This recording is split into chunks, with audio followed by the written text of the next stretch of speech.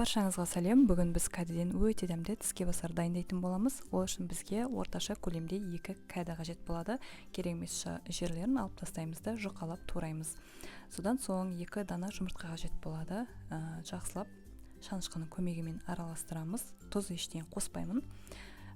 Жаңағы біздің жұқалап кесілген кәділеріміздің бір бетін батырып, кептірілген нанға оны да батырып аламыз. Барлық жерін толықтай екінші бетін осылайша противенге қойып 180 градуста пісіріп алатын боламыз. Кәділерімізді духовкаға салып жібердік. Енді ішіне салатын салмасын дайындаймыз. Ол үшін бізге 3 дана чеснок қажет болады, және де 2 ас қасықпен үлкен майонез қосатын боламын. Қаймақпен алмастырсаңыз да болады. Өз қалауыңызда жақсылап барлығын араластырып қоямыз.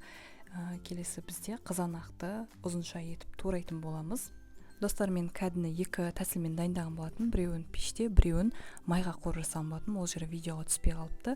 Кәдінің 2 жағын жұмыртқаға батырып, сөйтіп қызып тұрған майға қуырып алдым. Мінекей осы кәді сол тәсілмен пісірген болатынмын. Ішіне жаңағы біздің майонезімізді жақсылап жағып алып, жаңағы капустамызды қоятын боламыз. Үстінен 1 дана жаңағы кесіп турап алған қызанағымызды салып, жақсылап дөңгелетіп орайтын боламыз. Осы тәсіл бізге қатты ұнады. Балалар өте дәмді деп жеп алды. Пешке піскені де жақсы шықты. Мінекей ол осылай шықты бізде. Бір бетінде тек қана жаңағы кептірілген нанмен сүртіп жағып алған болатынбыз.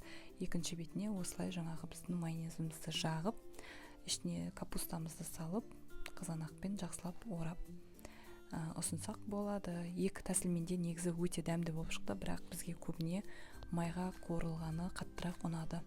Балалар өте жақсы көріп жеді. Сіздер де дайындап көріңіздер, өте дәмді болып шығады екен. Ас болсын. Видео ұнаған болса, лайк басып, пікір жазуды ұмытпаңыздар. Келесі видеода көріскенше аман сау болыңыздар.